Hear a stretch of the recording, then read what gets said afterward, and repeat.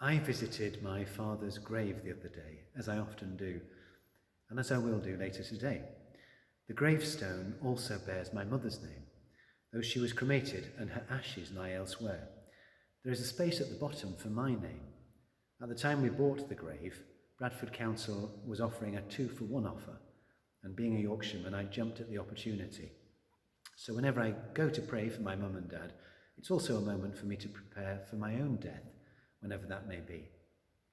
I sometimes wonder what remains of my father's body, 6 foot beneath where I am standing. Not a great deal, I imagine. I become very conscious that neither he nor my mother are around anymore. Standing at the grave, I feel their absence particularly sharply. When I walk through North Byley Cemetery, I see people planting bulbs by the graves of loved ones and pausing to gaze into the middle distance in fond remembrance.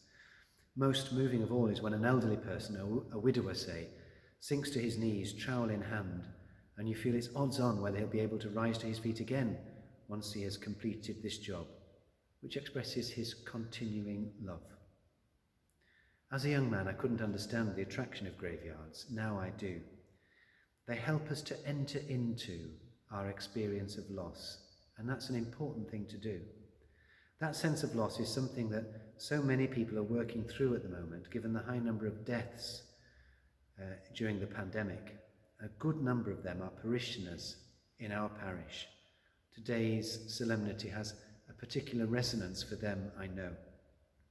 What we feel as we stand at a grave is, of course, intensely personal and unique to us, but I imagine that a few things are common to us all. We remember the face of the deceased person, specific moments when we felt close to them, particular characteristics in them which we admired, gratitude for their care of us, as well, of course, sometimes of other things, such as regret that we did not do whatever we think we should have done in their regard. It's a very absorbing, occasionally emotionally overwhelming act to stand at a grave. And something else is borne in upon us too. To paraphrase the words of the angel in the Gospel, the beloved person is not there. Of course, we knew that before, but we know it in a different way somehow, through the simple act of standing at the grave. And the natural question to ask in these circumstances, one which adults refrain from articulating, but which 4-year-olds at funerals the world over are not shy of asking, usually at full volume, is, well, where is he then? The question demands an answer, and the church exists precisely to provide one. We are not here primarily to create a pleasant community of like-minded people, to distribute alms to those in material poverty, or to provide an excellent system of education for children. All of this is of secondary importance and something which others can do as well as we can. The church exists to proclaim, 1, that Jesus is risen from the dead, and 2, that those who believe in him and who have been baptized into his death and resurrection will, we confidently hope, once through God's mercy they have been purified of their sins, enter into fullness of life with Jesus. This is a very big truth claim. It's no wonder people in our society struggle to assent to it. And many of those who so struggle are your children and grandchildren and spouses, and that is a cross that the Lord is asking you to carry, and he will give you the strength that you need to do just that. If people don't believe in the resurrection, they lack hope, though of course God continues to extend his mercy towards them. Current moments of happiness disappear, and they do so all the more quickly if we try to seize onto them and make them last longer. I remember my dad saying to me once as we drove past the Bradford Bulls Odsal Stadium, "Thank God everybody in the family seems all right. We're all good at the moment." A year later, he was dead.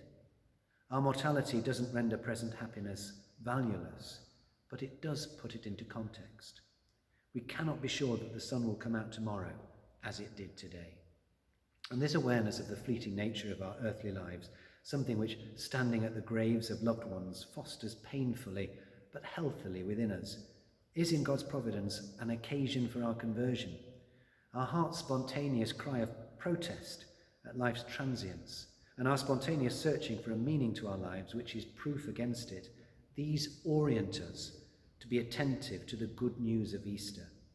As we intuit such is the case, we are of inestimable value, And the evidence of this is that Jesus died and rose again to rescue us from the ancient curse of mortality.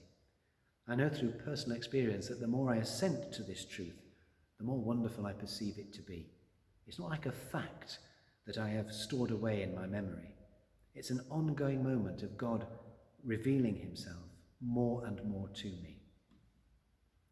When standing at the grave, whose stone bears my parents' name, my future grave, I always say the De Profundis, the 129th Psalm, which begins, "Out of the depths I cried to you, O Lord."